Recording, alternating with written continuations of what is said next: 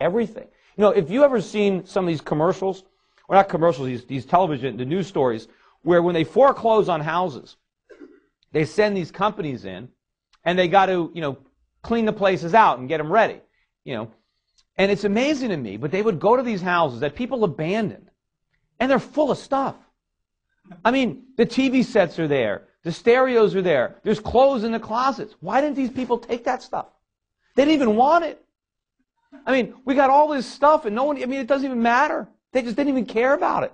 And all this stuff, of course, was bought with borrowed money. We didn't make any of it. We didn't have any money to pay for any of it.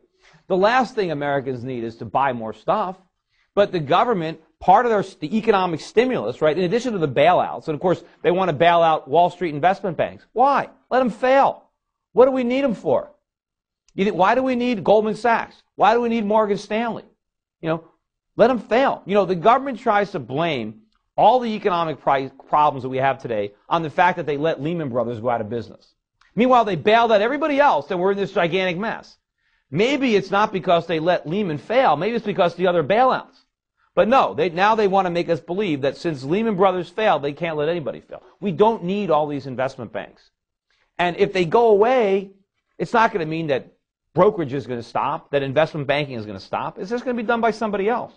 There are a lot of small firms out there like mine that are expanding, that will expand even more if the government gets out of the way. But instead, the government is rewarding the incompetent people and keeping them in business, and they're punishing all the competent people.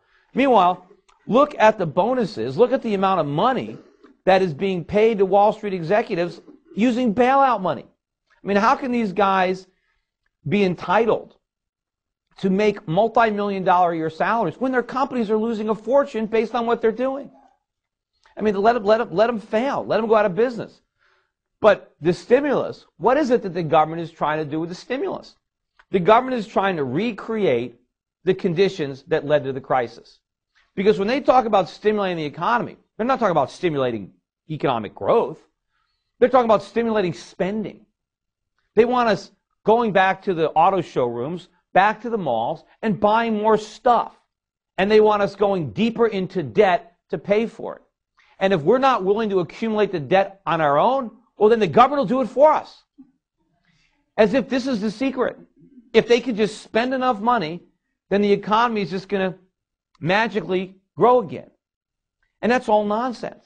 The only reason it worked before, and it really didn't work, was because we were able to borrow the money from the rest of the world and spend it. And we were able to live in the delusion that we were getting richer even as we were getting poorer, because we looked at our asset prices, right? We were looking at real estate and stock prices going up, and we said, hey, we're actually getting wealthier, even as we were getting poorer, because we were spending money instead of saving money. And as we spent money, we counted that spending as GDP. And so as long as our GDP was rising, we thought our economy was growing. But the whole time our GDP was actually going up, we weren't measuring real economic growth. We were measuring how much wealth we had been destroying or dissipating because we were simply spending.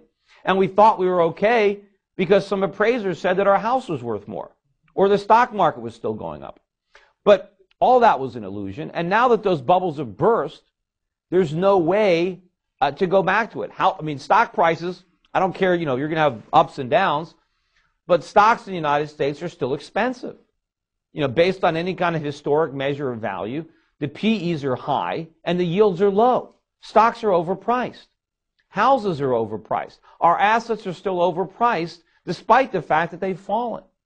Meanwhile, our whole economy is phony. The malinvestments that we have now is this entire service sector economy. We built an economy based on the idea that we can borrow and spend money in perpetuity.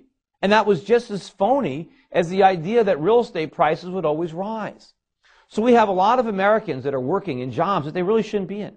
We got a lot of Americans that work in retail, that work in shopping centers, that work in restaurants, that work in financial services. There are a whole host of Americans employed doing things that they really shouldn't do because, we're too broke to patronize their businesses. We need more Americans making stuff, producing things. And in order to have American labor available for productive capacity, they have to leave where they are right now. That somebody has to lose their job in the service sector in order to get a job in goods production. And of course, in order to get a job in goods production, we need capital. I mean, you can't produce anything without machines, without tools. Where's that stuff going to come from? You just can't wave a wand. You're going to have savings. Somebody's going to have to be able to borrow the money to make those investments, which means Americans are going to have to save their money. Or we're going to have to convince somebody in another country to take their savings and invest it in America, not just lend it to us. You know, I had a debate on CNBC one time with Art Laffer, and it's about a 10-minute debate. I think the clip is on YouTube, and part of it, you know, where he bet me that penny went into that Peter Schiff video. But in that whole debate, you know, when I tried to point out that we were borrowing too much money, Art Laffer said that my nervousness about all the debt was wrong. And he said historically America borrowed a lot of money in the 1800s, and it was not a problem. We ran huge current account or deficits, or we borrowed a lot of money, and the economy was in great shape. So therefore, my criticism of our debt was wrong. Well, what Art didn't understand or didn't appreciate was the difference between what we did with the money. Back then, we borrowed money to make investments, to build infrastructure, to build factories, to build farms, to build a productive economy. We invested the money. We didn't just spend it on stuff. And when you borrow money and you invest in productive capacity, you have a real asset. And the asset can generate revenue. If we built a factory that manufactured widgets, we could sell the widgets to the British and to the French and earn enough money to pay back the money they loaned us and the interest. And we became the world's wealthiest economy because we borrowed to produce. What we've done recently is we've borrowed to consume. We didn't produce anything. We borrowed money and bought trinkets. We bought depreciating consumer goods. So how can we possibly pay the money back? We didn't acquire any income-producing assets to pay the money back. So if we're going to rebuild a viable economy, and if we don't have our own savings, we're going to have to convince the Chinese and the Japanese to build factories here. Well, why would they want to do that? With the high regulations that we have right now, with the high taxes that we have right now, we're just not competitive.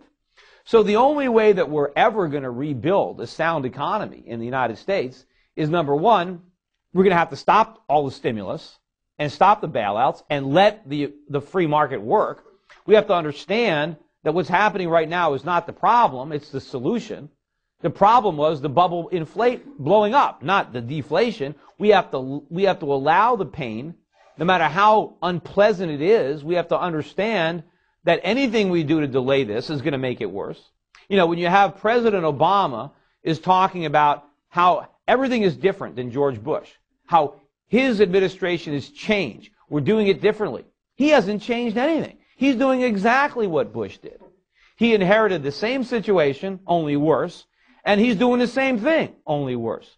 His fiscal policy is worse than Bush's, and it's funny, as he's, you know, getting ready to sign a budget or proposing a budget with near a $2 trillion deficit in 1 year, he's criticizing Bush for deficit spending. And what Bernanke is doing, the things that Bernanke is doing now, dwarf what Greenspan did in irresponsibility. I mean, I still say that, you know, it's a tough race. I said that, you know, there's a race to see who's going to go down in history as the worst Fed chairman ever. And Greenspan is probably still in the lead, but Bernanke is hot on his tail. I think the only reason that Greenspan is still winning is because he was there longer. But as far as for how many years he's been at the helm, it's got to have to go to Bernanke.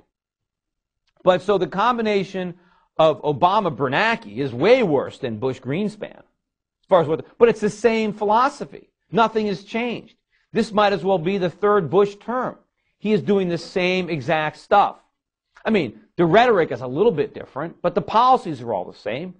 The ideas are all the same, that economic growth is a function of people spending money, and that we need more government to stimulate the economy, that we should bail out the people who fail and punish the people who succeed, and that we should have, you know, no interest rate. We should have, the Fed should be